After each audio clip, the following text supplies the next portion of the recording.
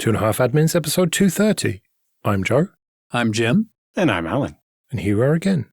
Before we get started, you've got a plug for us, Alan. Managing and tracking storage performance. Yeah, this is an article on using a feature of ZFS that gives you counters per dataset. So when you have multiple different file systems, you can actually get IO stats from each individual dataset. So if your system is busy, you can help track down which applications or which of the datasets in your system is the one that's making it busy. Is it actually like these 3 different things that are busy? Is it that one VM that's causing the system to be busy, or what? And it can really help you track down where all the usage is coming from.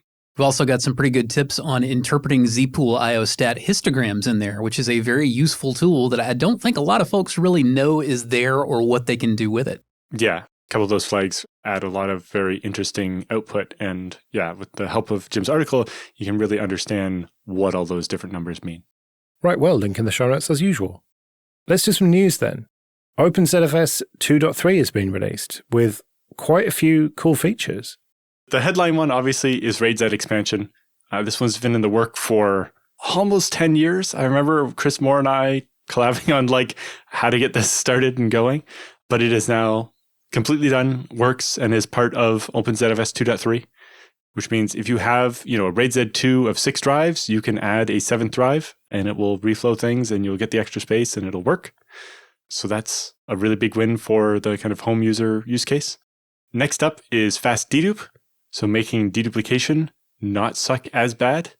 It's still definitely not for every use case, but fast dedupe opens up a lot more possibilities than there were before. Partly because it also introduces the idea of a dedupe quota, so you can constrain the size of the DDT and have it stop deduping when you're going to be using too much memory or too much dedicated space off an NVMe you're using to store the dedupe table. And then to be able to cope with that, a dedupe prune feature, which allows you to delete entries that haven't deduped but are older from the dedupe table so that you can continue to add new entries and get the maximum value out of the dedupe, but without needing an unbounded amount of memory. If you're curious about the hairy details, I wrote an article testing the performance of fast dedupe versus legacy dedupe for Clara, and you can find it there. If you're unwilling to click and read all the interesting hairy details, I'll give you the TLDR. Essentially, it sucks half as much as legacy dedupe. There's a significant performance penalty involved in enabling dedupe, essentially. And with legacy dedupe, that penalty was so high, I never found a real use case for it. I heard for years and years and years the apocryphal story of my cousin's, ex-boyfriend's lover, worked at this one place where dedupe totally worked for them, but I never actually saw the place.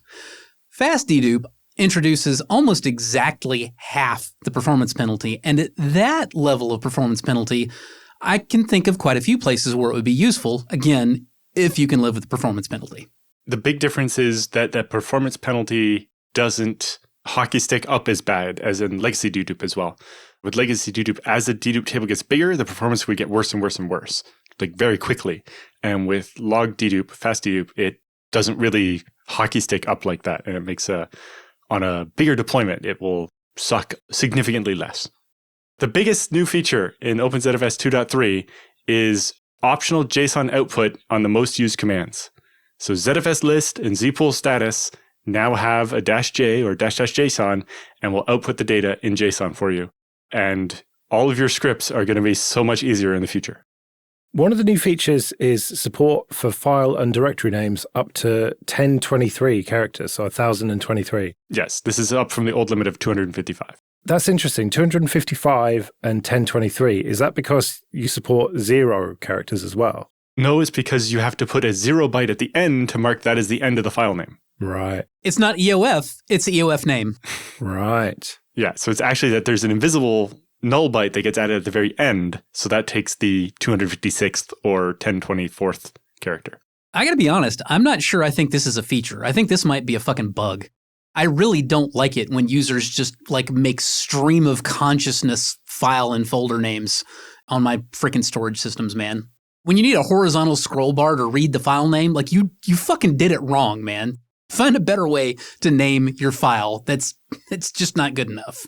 Yes, although the use case for this is actually non-English character sets, where each letter actually could take 4 bytes. So the file names will still be the same 255 letters long on the screen, but because they're not the normal like ASCII characters, they take more bytes in memory to actually store. So if you're writing in Russian or Chinese or Japanese or something, you now aren't limited to 1/4 of the length of the file name if you wrote the file name in English. Call me an asshole if you will. I'd have capped it at 1023 bytes, and you can fit as much Unicode or non-Unicode ASCII as you would like in there. That might actually be technically a misspeak in the release notes. It is 1023 bytes, not characters. And because it will actually be 255 characters if they're Unicode characters. Right. And the call me an asshole part is like, I would also retain the 255 character cap. Mm-hmm. So it's like you stop typing once you hit the first one, whichever one that is. I don't care. Whatever language, if you're not done in 255 characters, go away. Especially, oh my God, in Chinese or Japanese, like those characters are entire words most of the time, man. Do you realize how much you can say in 255 kanji? Yep. Anyway, back to the feature list of OpenZFS 2.3. Other big one is direct I/O. This allows you, when doing reads or writes, to flag that write or that file as asking ZFS not to cache this. So if you're writing a file and you know, I'm not going to read this again anytime soon, you can set this direct flag on it and it won't go in the ARC, and therefore it won't push other useful data out of the ARC to make room for this new file you just wrote, because you're saying, hey, I'm not going to read this again soon, I'm just writing it now. Or the same way where you can read it and say, don't bother putting this in the cache because I don't plan to read it again anytime soon. So you can do that with, say, when taking a backup in order to make sure that you don't pollute your cache with the files you're just reading every file. And at some of the government labs, they found this can help improve the performance on NVMe, where being able to make room in the cache was slower than the speed of just reading it off the NVMe. And so it was rate limiting how fast they could read off the NVMe. I'd love to see those benchmarks done again with a new pull request that Clara's opened that allows evicting from the ARC to be multi-threaded to try to solve the same problem, but where we definitely still want this data in the cache. There it is, Alan. You just said the magic word, multi-threaded. I've been sitting here like my teeth been chattering. I wanted to interrupt you so bad because I'm like, well, of course it can increase it, with really high throughput stuff on NVMe because that stuff bottlenecks on single threaded CPU performance. So if you get rid of the stuff that messes with the ARC that's happening on that same CPU thread, you can get more storage throughput per what amount of work you can get out of a single thread on your processor. But again, like Alan was saying, as much as we can break that reliance on single-threaded performance and be able to spread things out over multiple threads, with modern CPUs, that is an enormous difference in performance. Now, the other thing about that is, if you're talking about storage has got to go over a network. Well, if it's a 1 gig network, your processor's going to be fine. It can keep that 1 gig saturated as long as your storage devices can keep up. But once you step up to 10 gig, it again becomes really, really easy to bottleneck on the performance of a single core. Yeah, not to mention when you get to 40 gig and beyond. So when am I going to get this? When am I going to get all the cool new features? Ask Shuttleworth, man. You're an Ubuntu user. You can have them today. If you're on Ubuntu, technically, I guess you're waiting for 2604? Pretty much. Yeah. But other distributions will ship this soon.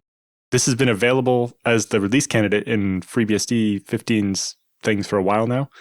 If you build your ZFS from DKMS or whatever, then you can have it today. It came out on Monday. Yeah, because it says supported Linux kernels 4.18 to 6.12. So that's going way back. Well, sure, but how are you going to build it, Joe?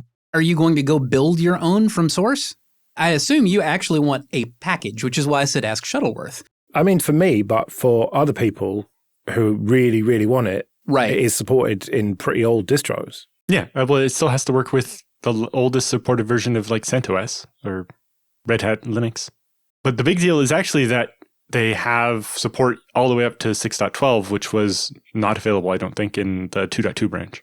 Also, I think odds are pretty good. You probably won't need to wait until 2604. There's no promises whatsoever. Don't think I'm talking from like inside information.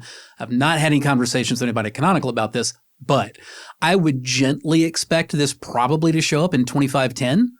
And even if you don't want to install 2510 yourself, the odds are usually pretty good because the majority of what we're talking about here it really kind of comes down to the kernel upgrade. That's the really important part, the kernel module upgrade. So I wouldn't be real surprised if not too long after 2510 drops, assuming 2510 makes the new release available, you may very well get the option to backport to 2404 that's using HWE kernels. But we'll just have to see. I don't think we saw that with 2204 shipping 2.15 or 2004 shipping 0.8. We eventually did, from what I recall, yeah. Oh, yeah. But also, if you want it, Clara offers as a service as part of our ZFS support subscription, we will give you a repo with a working OpenZFS 2.3 for Ubuntu 2404. Cha-ching. Well done, Alan. Good plug. Okay, this episode is sponsored by ServerMania. Go to servermania.com/25A to get 15% off dedicated servers recurring for life. ServerMania is a Canadian company with over a decade of experience building high-performance infrastructure hosting platforms for businesses globally. ServerMania has up to 20 gigabits per second network speeds in 8 locations worldwide for optimized global reach. They have flexible custom server configurations tailored to unique needs, as well as a personal account manager offering free consultations. With 24/7 live chat support and support ticket response times under 15 minutes, you can always keep your systems running smoothly. Alan's been a happy ServerMania customer for over 7 years, so support the show and join him at a hosting provider that truly delivers. Get 15% off dedicated servers recurring for life at servermania.com/25A and use code 25admins. That's servermania.com/25A and code 25admins. Let's do some free consulting then. But first, just a quick thank you to everyone who supports us with PayPal and Patreon. We really do appreciate that. If you want to join those people, you can go to 2.5admins.com/support. And remember that for various amounts on Patreon, you can get an advert-free RSS feed of either just this show or all the shows in the Late Night Linux family. And if you want to send any questions for Jim and Alan or your feedback, you can email show@2.5admins.com. Another perk of being a patron is you get to skip the queue, which is what Jesse has done. He writes, I accidentally partially wrote an ISO over a backup USB drive, and I'm hoping there's a way to recover the data. I'd been writing different Linux ISOs to a thumb drive, and after plugging in a Western Digital USB drive, whatever software I was using to write the ISOs switched destination drive from the thumb drive to the Western Digital, and I noticed a little too late. I stopped the program right away, but my very novice recovery attempts have not been fruitful. I think the file system was either ext4 or FAT32 or maybe exFAT. So it depends a bit. Any data that actually got overwritten by the ISO, you can't really get that back. It's been overwritten. There's different data there now instead. But most of the data that didn't get overwritten might still be there. It's mostly a matter of if the file system is recoverable or not. The first thing will be when whatever program you're writing started putting the ISO over top, it will have overwritten the partition table. And so that means you can't even find where the file system starts. But if it was a modern disk, it likely has a GPT partition table, which keeps a backup copy of the partition table at the end of the disk. And so using gdisk or whatever normal utilities you'd use on Linux, you can recover that GPT partition table and take the copy from the end of the drive and put it back at the beginning. And kind of to the same degree, file systems like ext4 have a superblock near the beginning that's critical to be able to read the file system. But they also have a second copy, usually saved near the end. And programs like FSCK that are designed to recover, in case the first superblock just was being written to when the power went out or something and got corrupted, be able to recover using that backup superblock and give you a mountable file system. But it really will depend how much data got overwritten. You say you stopped it right away, but did you overwrite a couple of megabytes or a couple 100 megabytes? That'll make a big difference for how likely it is that you'll be able to get it back. Not knowing which file system it is will make that harder. Although if you can get the partition table back, then the labeling there might actually tell you if it was FAT or exFAT, or if it was actually, if it's marked Linux-data, then it's probably ext4. Like Alan was saying, with ext4, you've got a backup superblock, so you can usually recover from accidentally overwriting. I mean, you can at least recover most of your files from accidentally overwriting, the early part of a drive. However, with FAT16, FAT32, or exFAT, the file allocation table, which is what FAT stands for, is unfortunately located at the head of the partition. If you overwrite even the first few sectors of a FAT file system, it's going to be effectively unusable without some fairly heavy-duty reconstructive surgery. And if you write more than the first few sectors, it's just done because you're going to get the directory table along with it. And if you nuke the directory table, there is literally nothing to tell anybody which sectors belong to which files or even how many files you actually have. In that case, your last ditch is a program called PhotoRec. So Photo REC. It can basically scan through the raw data on the disk and look for headers that say, like, this is a JPEG, and then keep reading until it stops being a JPEG, or it finds the next this is a JPEG thing. So we can recover stuff off corrupt file systems, although originally this was written more for the flash memory card in my camera got zorched by the camera being low on battery or something. So it's really focused towards cameras and photos, but it can find a bunch of stuff and often get stuff back for you.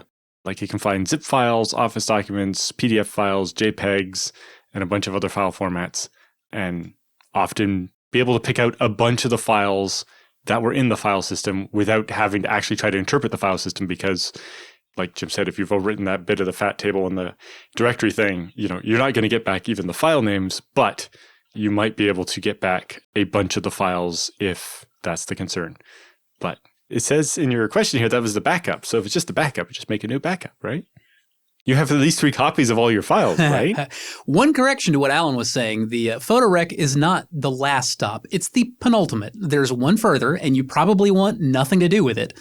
But if it's worth about $800 to you to find out whether or not you can get all the stuff off that drive and get it back, the 2 big drive recovery places that I'm aware of are Drive Savers and Gilware. I've personally always been more of a Gilware person myself. They charge $800. That's a minimum. The way it works is you send your drive off to them. You don't have to give them any money. They look at it and they will see what they can recover, and they'll give you a good idea of how much data, if anything, they can get back, and then they'll quote you a price. Now that price is minimum $800. In my experience, that minimum usually tends to also kind of be the maximum for single drives as opposed to like RAID arrays or pools. And in your case, this was a simple file system, so it really ought to be. Now, if it had been a ZFS pool, they tend to charge way more for ZFS or butter recovery because trying to piece the file system back together from random pieces is a lot more difficult with copy-on-write file systems. But again, if it's worth $800 to you to get the data back, the way it works is you send the drive off, they look at it, they tell you what they can get, and then either you say, yes, I'm willing to pay you $800 or whatever they quote, in which case they'll send you the data back on a new drive, or you say, no, I don't want to do that, and you have the option of either them disposing of the drive in place or sending it back and you pay for the shipping. I have used Gilware quite a few times, and they are considerably better at getting data back off of screwed up drives and systems than I am. And for people who aren't data recovery professionals, I consider myself pretty damn good at it. So on the chance that you are willing to spend $800 to get some data back, I would recommend that you try Gilware. Now, again, probably most of the folks listening to this show, I hope none of you are ever willing to do that because you all have backup.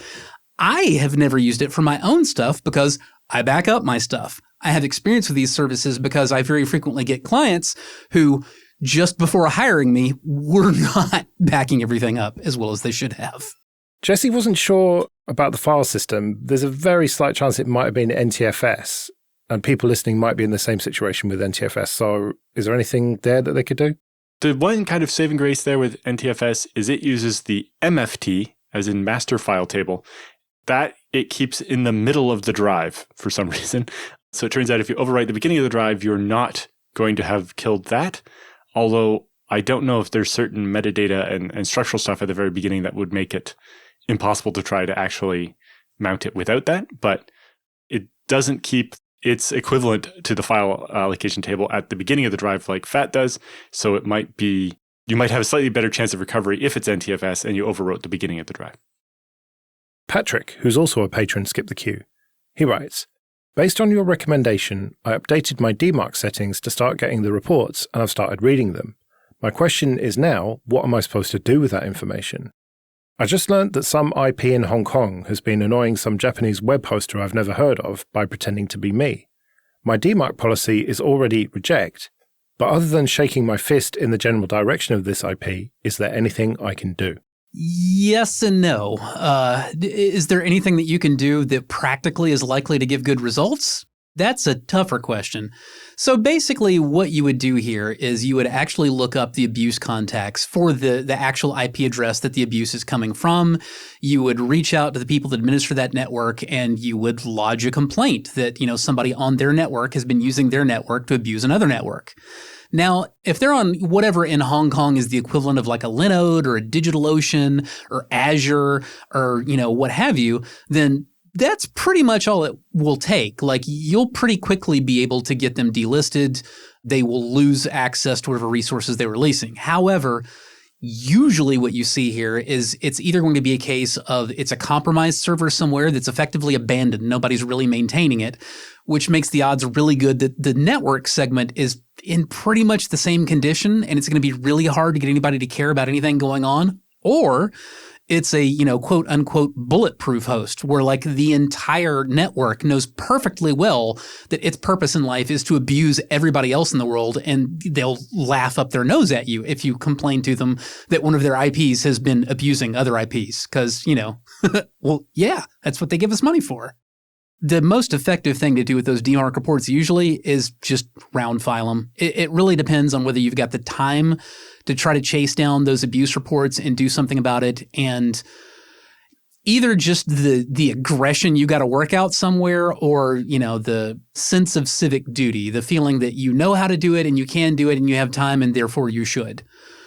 To be honest with you, I did that last thing a lot more when I was younger. These days, I usually feel like I don't have enough time for as little success as you get chasing down bulletproof hosts. The last time I really felt at all effective about making bulletproof hosts nervous was when I worked for Ars Technica and I could scream about them on the front page of Ars. That will sometimes get results. Sometimes. Yeah, really the more useful thing for DMARC is, especially when you're just first getting set up, getting any reports where your mail is being rejected, like your legitimate mail is being rejected because your DKIM and so on aren't working correctly. Once it's up and running and your mail's flowing correctly, yeah, it's mostly just going to be noise. Bostchin, who's a patron, also skipped the queue. He writes, I've got a 6-drive, 8TB usable ZFS pool organized into 3 2-disk mirrors. I'd like to replace all 6 current disks with 2 10TB drives and keep the pool birth date the same. How can I do that? Well, in theory, you could do that by a combination of resilvering and using the device evacuation feature. You would first need to resilver both drives in one of your mirror VDEVs with the 2 10TB drives and let that auto-expand. That would give you the capacity that you needed to be able to then remove the other 2 mirror VDEVs from the pool. However, don't do that. That would be a very poor idea. The thing is, when you use the device evacuation feature, which is relatively new in ZFS, it's only applicable if you're only using single drive or mirror VDEVs, and if every drive in the pool has the same A shift, then you can remove a VDEV that you accidentally added. But this feature is intended to help you recover from, oops, I forgot to type mirror when I did my zpool add to put a couple new drives in the system. So that allows you to remove those 2 new drives you accidentally added as single VDEVs, rather than having to expand both of them into 2-drive mirror VDEVs in order to maintain your redundancy. When you do it that way, it's fine. But what the tool is not designed for is to take a pool that you've been using for years with data distributed equally amongst a bunch of VDEVs and nearly filling the VDEVs, and then you decide to change the topology by removing VDEVs. Will it allow you to do that? Yes. Unfortunately, the way that it works is all the blocks that were on those VDEVs that you've removed, they still essentially look like they're on the missing VDEVs at first, but when you go to look for it, then ZFS sees, oh no, those VDEVs are gone. There's a lookup table that tells me where those blocks have moved to. You might think of it also as kind of like sending postal mail to somebody whose address has changed. You send it to the post office has a note on file that mail to that person at that address should go to the new house, and it eventually gets there, but there's a delay. Now, again, if we're only talking about a few blocks here or there, this is really not a big deal, and you shouldn't be concerned about it. If you added a drive or 2 and they're there for a couple of days and there's maybe a few hundred megs of data that gets added and you're like, oh, well, this needs to go now. That's fine. But for what you want to do, no, you really need to just go ahead and create a new pool with your 10 terabyte drives, migrate all your data to it. And then, Alan, do you know of any way to keep a zpool birth date? Really, the date is just cosmetic. So you can just set your computer clock wrong before you run the zpool create command, and you'll get, in zpool history and the ZFS property of the data set and so on, it will put what it thinks the date is when you created it. And, if that happens to be some date from 2015 that you're putting in from your original pool, then you could do that. I don't know what the value of keeping the birth date of the pool really is. It's, again, purely cosmetic. It doesn't actually matter for much. But yeah, to Jim's point, the biggest problem with using the device evacuation, in addition to the fact that you're going through that lookup table, it's going to make everything slower.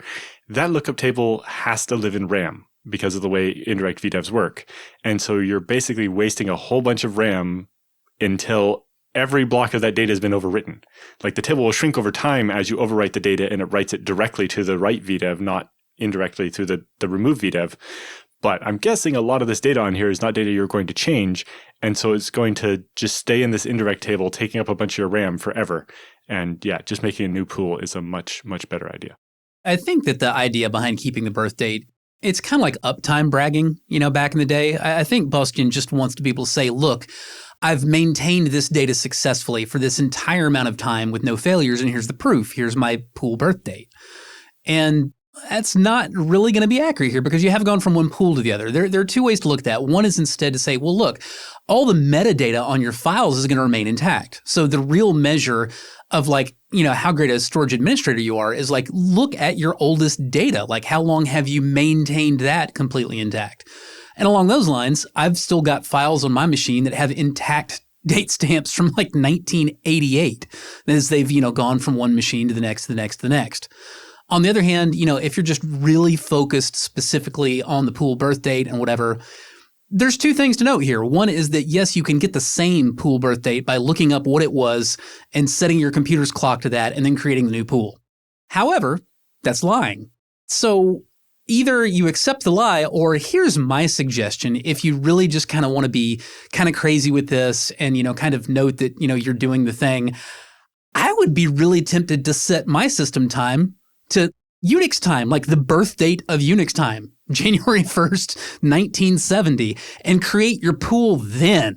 Let somebody do the ZDB-U and look up your pool birth date and see that it was born on Unix Day. That's pretty cool. Yeah, and you don't have to use ZDB to do that. If you do zpool history and then the pool name, it's a ring buffer that shows the last so many things that happened in your pool, but it always keeps the original creation command at the top of that ring. So it'll have the date and the exact command you used to create the pool. Right, well, we'd better get out of here then.